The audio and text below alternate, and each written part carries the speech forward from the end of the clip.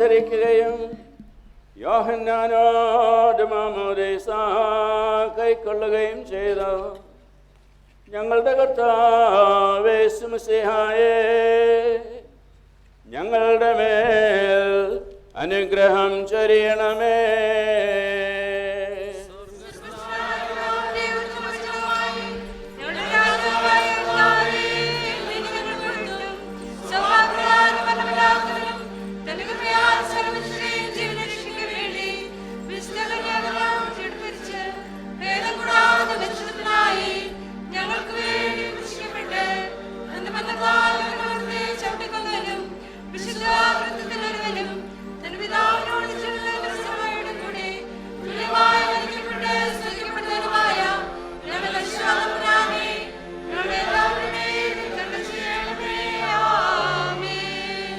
ദൈവമേ,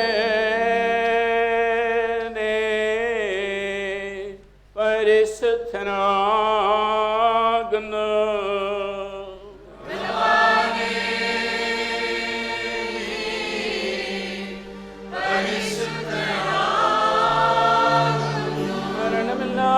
മരണമില്ലാത്തവനെ, നീ പരിശുദ്ധനാകുന്നു.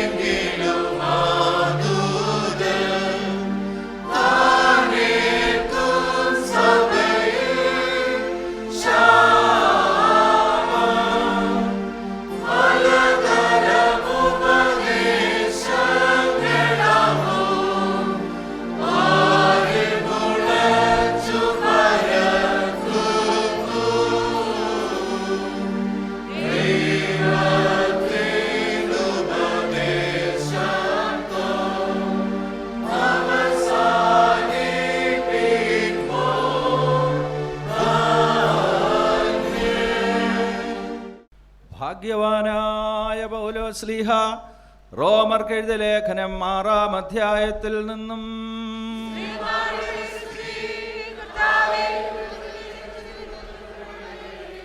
അവന്റെ മരണത്തിന്റെ സാദൃശ്യത്തോട് നാം ഏകീഭവിച്ചവരായെങ്കിൽ പുനരുത്ഥാനത്തിന്റെ സാദൃശ്യത്തോടും നാം ഏകീഭവിക്കും. നാം ഇനി പാപത്തിന് അടിമപ്പെടാതെ വണ്ണം പാപശരീരത്തിന് നീക്കം വരേണ്ടതിന് നമ്മുടെ പഴയ മനുഷ്യൻ അവനോടുകൂടെ ക്രൂശിക്കപ്പെട്ടു എന്ന് നാം അറിയുന്നു. അങ്ങനെ മരിച്ചവൻ പാപത്തിൽ നിന്ന് മോചനം പ്രാപിച്ചിരിക്കുന്നു. നാം ക്രിസ്തുവിനോടുകൂടെ മരിച്ചുവെങ്കിൽ അവനോടുകൂടെ ജീവിക്കുമെന്ന് വിശ്വസിക്കുന്നു. ക്രിസ്തു മരിച്ചിട്ടുയർത്തെഴുന്നേറ്റിരിക്കുകയാൽ ഇനി മരിക്കയില്ല. മരണത്തിൻ്റെ അവൻ്റെ മേലിനി കർത്തൃത്വമില്ല എന്ന് നാം അറിയുന്നുവല്ലോ. അവൻ മരിച്ചത് പാപസംബന്ധമായി ഒരിക്കലായിട്ട് മരിച്ചു. അവൻ ജീവിക്കുന്നതോ ദൈവത്തിന് ജീവിക്കുന്നു. അവണ്ണം നിങ്ങളും പാപസംബന്ധമായി മരിച്ചവരെന്നും ക്രിസ്തുവേശുവിൽ ദൈവത്തിന് ജീവിക്കുന്നവരെന്നും നിങ്ങളെ തന്നെ എണ്ണുവേൻ.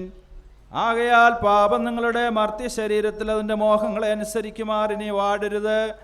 നിങ്ങളുടെ അവയവങ്ങളെ അനീതിയുടെ ആയുധങ്ങളായി പാപത്തിനെ സമർപ്പിക്കുകയും അരുത്. ഹാലേലുയാ, ഓ ഹാലേലുയാ, ഹാലേലുയാ. സ്തുതിയാകുന്ന ബലികൾ കർത്താവിന് കഴിപ്പീൻ. കാഴ്ചകൾ എടുത്ത് തൻ്റെ വിശുദ്ധ മണ്ഡപങ്ങളിൽ പ്രവേശിച്ച് വിശുദ്ധീന അലങ്കാരത്തിൽ കർത്താവിനെ വന്ദിപ്പീൻ.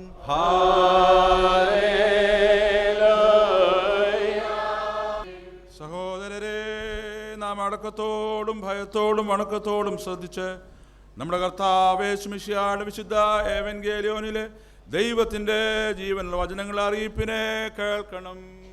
നിങ്ങൾക്കെല്ലാവർക്കും സമാധാനം ഉണ്ടായിരിക്കട്ടെ.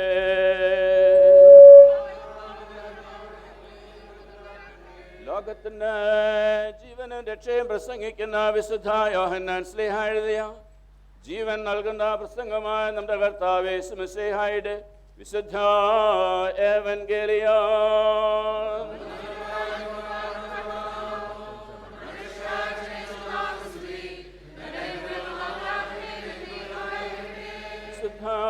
കന്യകമറിയാമിൽ നിന്ന് ജഡമെടുത്ത ദൈവമായി ജീവന്റെ വചനമായി നമ്മുടെ ദൈവവും കർത്താവിൻ്റെ രക്ഷിതാവുമായിരിക്കുന്ന യേശു മിശിഹായുടെ പുനരുത്ഥാനത്തിന് ശേഷം ഇപ്രകാരം സംഭവിച്ചു.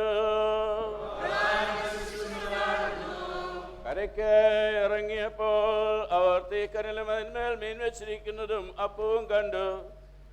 യേശു അവരോട്, ഇപ്പോൾ പിടിച്ച മീൻ ചിലത് കൊണ്ടുവരുവീൻ എന്ന് പറഞ്ഞു. ശിമോൻ പത്രോസ് കയറി 153 വലിയ മീൻ നിറഞ്ഞ വല കരയ്ക്ക് വലിച്ച് കയറ്റി. അത്ര വളരെ ഉണ്ടായിട്ടും വല കീറിയില്ല. യേശു അവരോട്, വന്ന് പ്രാതൽ കഴിച്ചുകൊള്ളുവീൻ എന്ന് പറഞ്ഞു. കർത്താവാകുന്നു എന്ന് അറിഞ്ഞിട്ട് ശിഷ്യന്മാരിൽ ഒരുത്തവനും നീ ആരെന്ന് അവനോട് ചോദിപ്പാൻ തുനിഞ്ഞില്ല. യേശു വന്ന് അപ്പമെടുത്ത് അവർക്ക് കൊടുത്തു. മീനും അങ്ങനെ തന്നെ. യേശു മരിച്ചവരിൽ നിന്ന് ഉയർത്തെഴുന്നേറ്റ ശേഷം ഇങ്ങനെ 3-ാം പ്രാവശ്യം ശിഷ്യന്മാർക്ക് പ്രത്യക്ഷനായേ.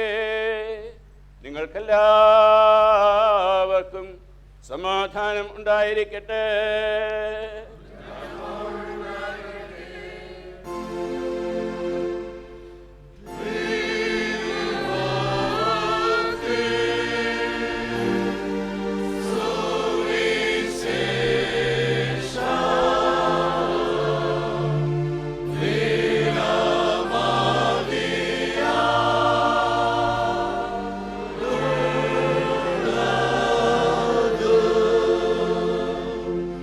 God.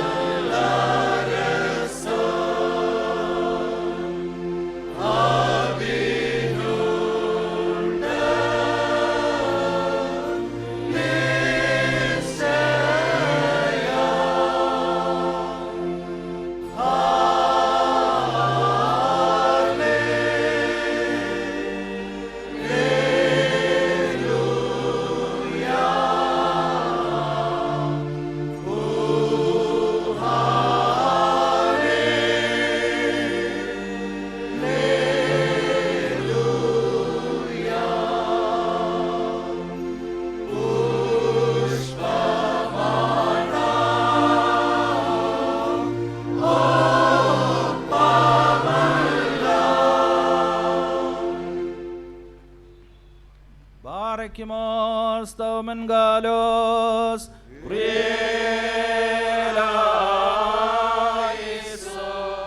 നാം എല്ലാവരും പ്രാർത്ഥിച്ചു കർത്താവിനോട് അനുഗ്രഹങ്ങളും കരുണയും അപേക്ഷിക്കണം.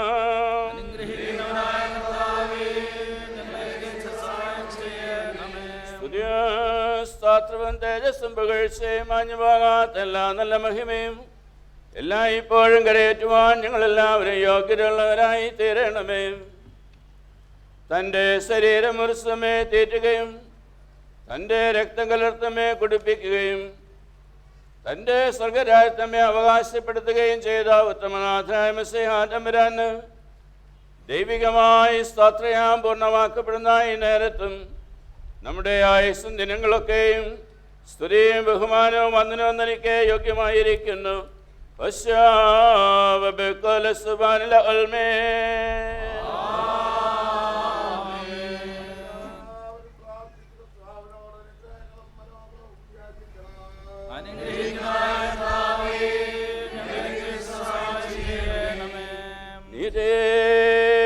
നീതീകരിക്കുന്നവനും ശുദ്ധീകരിക്കുന്നവനും ക്ഷമിക്കുന്നവനും ഞങ്ങളുടെ ദോഷങ്ങൾ ഓർക്കാതെ വണ്ണം ആയുസ്സില്ലാതാക്കുന്നതിനുമായ ദൈവമായ കർത്താവേ,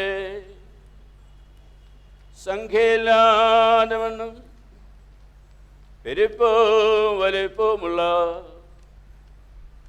എൻ്റെ പാപങ്ങളും വിശ്വാസമുള്ള നിന്റെ സർവജനത്തിൻ്റെയും പാപങ്ങളും നിന്റെ സ്നേഹകാരുണ്യത്താൽ മായിച്ച് നല്ലവനെ ദയതോ നീ ഞങ്ങളുടെ മേൽ അനുഗ്രഹം ചൊരിയണമേ. നീ സ്നേഹിക്കുന്നതും നിന്റെ ദൈവത്വത്തിനെ ചേർച്ചയുള്ളതും പ്രസാദമുള്ളതുമായ ക്രിസ്തീയ പൂർണ്ണത ഞങ്ങൾക്ക് സൗജന്യം ചെയ്യണമേ.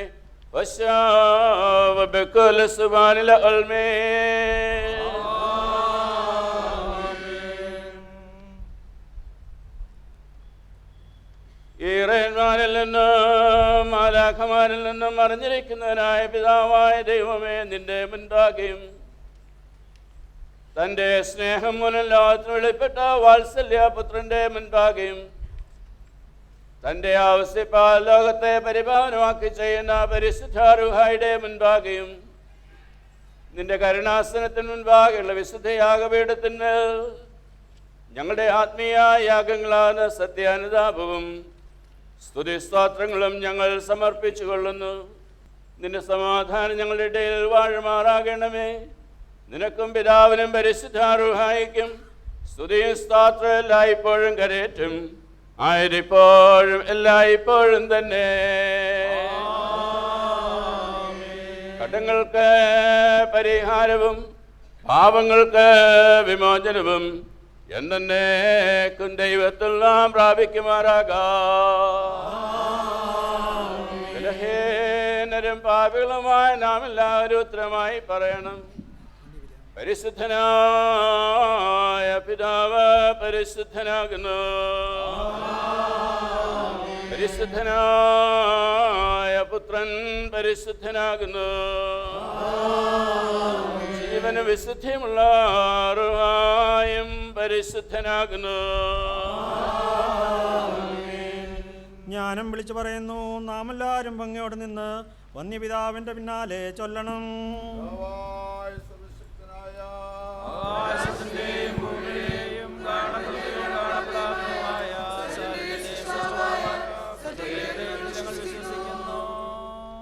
പാപമോചനത്തിനുള്ള മാമോദീസ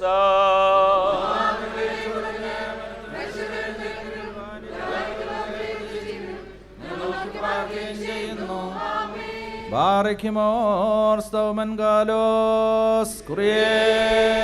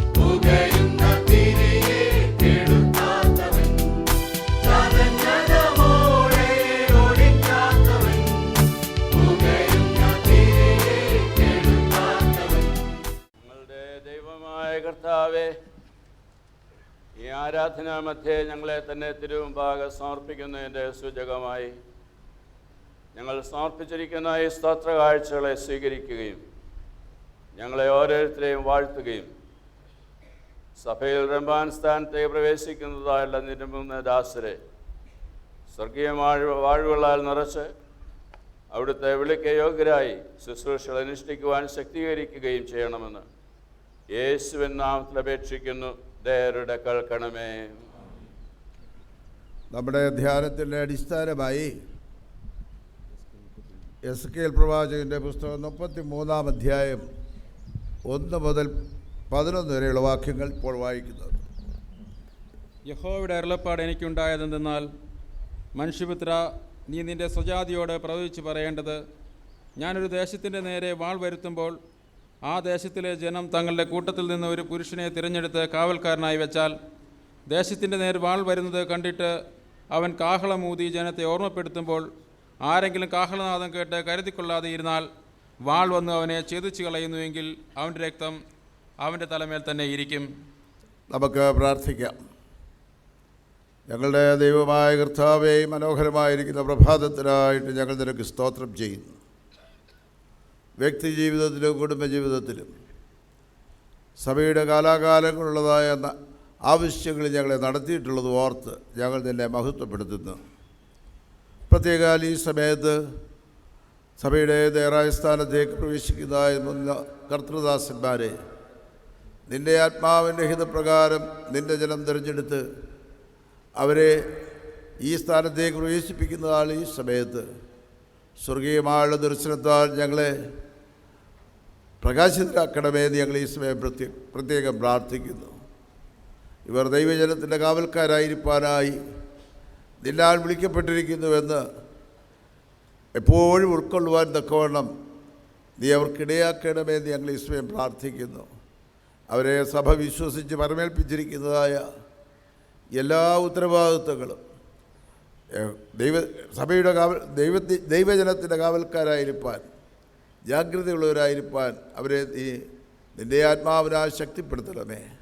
ആ കൃപ ലഭിക്കുന്നത് ഞങ്ങളുടെ സ്വന്തം പ്രാപ്തി കൊണ്ടോ ജ്ഞാനം കൊണ്ടോ പരിശ്രമം കൊണ്ടോ സ്വാധീനം കൊണ്ടോ അല്ല, പിന്നെയോ നിൻ്റെ ആത്മാവിനാലാകുന്നു, നിൻ്റെ നിയോഗത്താലാകുന്നു എന്നറിഞ്ഞ് എല്ലായ്പ്പോഴും നിന്നെ മഹത്വപ്പെടുത്തുവാൻ ഇടയാക്കണമേ. യേശുവിൻ നാമത്തിൽ തന്നെ.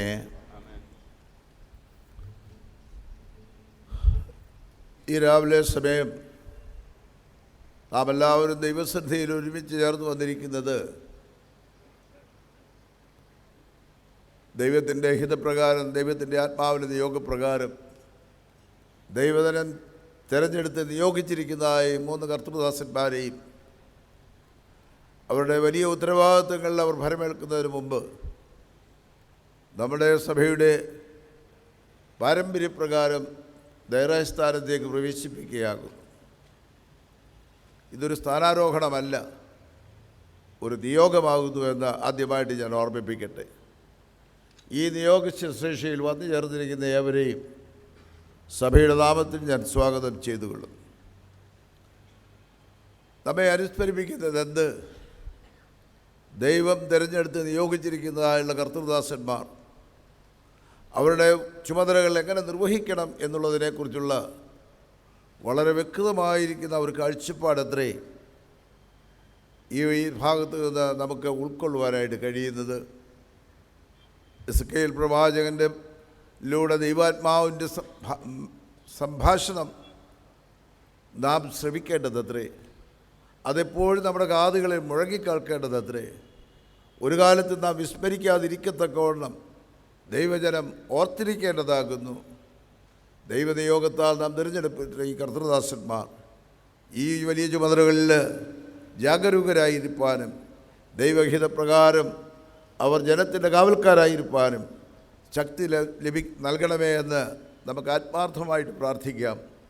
ആ പ്രാർത്ഥനയുടെ വാഗ്ദാനം നൽകുവാനായിട്ടത്രേ ഇന്ന് ദൈവജനം വിശ്വാസ സമൂഹം ഇവിടെ ചേർന്ന് വന്നിരിക്കുന്നതെന്ന് ഞാൻ നിങ്ങളെ അനുസ്മരിപ്പിക്കും. കാവൽക്കാരുടെ ഉത്തരവാദിത്വം എന്ത് എന്നുള്ളത് വളരെ വ്യക്തതയോട് പറയുന്നുണ്ട്. പ്രതിസന്ധികൾ വരുമ്പോൾ കാഹളമോതി ദൈവജനത്തെ ഓർമ്മപ്പെടുത്തുക, ജാഗ്രതയുള്ളവരാക്കി തീർക്കുക. കാഹളം ഊതാതെ ഇരുന്നാൽ അതിൻ്റെ ഫലം എന്തെന്നുള്ളത് വളരെ വ്യക്തമായിട്ട് ദൈവാത്മാവ് പറഞ്ഞിട്ടുള്ളത് കൊണ്ട് അത് കൂടുതൽ വിശദീകരിക്കേണ്ട കാര്യമില്ല. സഭയുടെ മേലധ്യക്ഷ സ്ഥാനത്തേക്ക് പ്രവേശിപ്പിക്കപ്പെട്ടിരിക്കുന്നവർ എപ്പോഴും അനുസ്മരിക്കേണ്ടതായിട്ടുള്ള ഒരു ദൈവിക നിയോഗമാണിത്. ദൈവജനത്തിൻ്റെ ആപത്ത് വരുന്ന സമയത്ത് ജാഗ്രതയോടെ കാഹളം ഊതുവാനായി അവർ നിയോഗിക്കപ്പെട്ടിരിക്കുന്നു എന്നുള്ളത് നാം പ്രത്യേകിച്ച് ഓർക്കണം. നമുക്കറിയാമല്ലോ, അത് പ്രകൃതിയിലും സാധാരണയായിട്ട് കാണാൻ കഴിയും. ഒരു മാൻകൂട്ടം നടന്നു പോകുന്നു. എന്നാൽ അതേസമയം തന്നെ അപകട സാധ്യതയുള്ളതായ ഒരു മേഖലയിലേക്ക് വരുമ്പോൾ അതിൽ മുൻപിൽ നടക്കുന്നതായുള്ള മാൻ അപകട സൂചന നൽകുന്നതായുള്ള ശബ്ദം കാഹളം ഉയർത്തുന്നു. എല്ലാം പിൻപറ്റുന്നതായുള്ള മാനുകളെല്ലാം തന്നെ ജാഗ്രതയോടുകൂടെ ആ കാഹളത്തെ ധ്വനിക്കുകയും പ്രവർത്തിക്കുകയും ചെയ്യും. എന്നാൽ അത് അത് ജാഗ്രത പുലർത്താതെ അവിടെ തന്നെ നിൽക്കുന്ന ഒരു മാനുണ്ടെന്ന് വിചാരിച്ചു കൊള്ളട്ടെ, പ്രതിയോഗി വന്ന് അതിനെ തകർത്ത് കളയും എന്നുള്ളത് ഓർക്കേണ്ടതാണ്. പ്രതിയോഗിയുടെ കയ്യിൽ അത് കാഹളം ഊതാതെ ഇരുന്നത് കൊണ്ട് പ്രതിയോഗിയുടെ കയ്യിൽ ആ മാൻ വീണുവെന്ന് വരികിൽ കാഹളം മുഴക്കേണ്ടതാണ് ഉത്തരവാദിത്വമുള്ളവർ തങ്ങളുടെ ഉത്തരവാദിത്വത്തിൽ നിരുത്തരവാദികളായി തീർന്നാൽ അവരുടെ രക്തം ആ തകർക്കപ്പെട്ടതായുള്ള ജനത്തിൻ്റെ ഉത്തരവാദിത്വം കാഹളം മുഴക്കാതെ ഇരുന്നയാളുടെ ചുമതലയിലാവുന്നു. എന്നാൽ കാഹളം മുഴക്കിയിട്ടും ശ്രദ്ധിക്കാതെ ഇരുന്നാൽ നിശ്ചയമായും അതിൻ്റെ ഉത്തരവാദിത്വം ഏൽപ്പിക്കപ്പെട്ടവരായിരിക്കും എന്ന് നമ്മെ ഓർമ്മിപ്പിക്കും. രണ്ടാമതായിട്ട് ഉത്തരവാദിത്വം എന്താകുന്നത് ചോദിച്ചു കഴിഞ്ഞാൽ, ഈ കൂട്ടത്തിൽ എന്തെങ്കിലും കുഴപ്പങ്ങളോ പ്രയാസങ്ങളോ സൃഷ്ടിക്കുന്നവരുണ്ട് എന്ന് വരികിൽ അവരെ മാനസാന്തരത്തിലേക്ക് വരുത്തുവാൻ തക്കവണ്ണം, മാനസാന്തരത്തിൻ്റെ വഴികളിലേക്ക് നടത്തുവാൻ തക്കവണ്ണം ജാഗ്രത പാലിക്കേണ്ടത് നമ്മുടെ ഉത്തരവാദിത്വമാകുന്നത് ഓർക്കട്ടെ. പലപ്പോഴും നമ്മൾ മേൽപ്പട്ടക്കാരായിരുന്നാലും പട്ടക്കാരായിരുന്നാലും ഈ ജാഗ്രത പുലർത്തുന്നുവോ എന്നുള്ളത് നമ്മളോട് തന്നെ ചോദിക്കേണ്ട ഒരു ചോദ്യമാണ്. ആരെങ്കിലും എന്തെങ്കിലും വിധത്തിൽ പ്രതിസന്ധികൾ സൃഷ്ടിക്കാവുന്നവരിൽ അവരെ ഒടുക്കിക്കളയുവാനാണോ നമ്മുടെ ആഗ്രഹം? അതോ അവരവരുടെ മനസ്സ് തിരിഞ്ഞ് രൂപാന്തരത്തിൻ്റെ അനുഭവത്തിൽ, മാനസാന്തരത്തിൻ്റെ അനുഭവത്തിലേക്ക് വരുവാൻ? മാനസാന്തരം എന്ന് പറയുന്നത്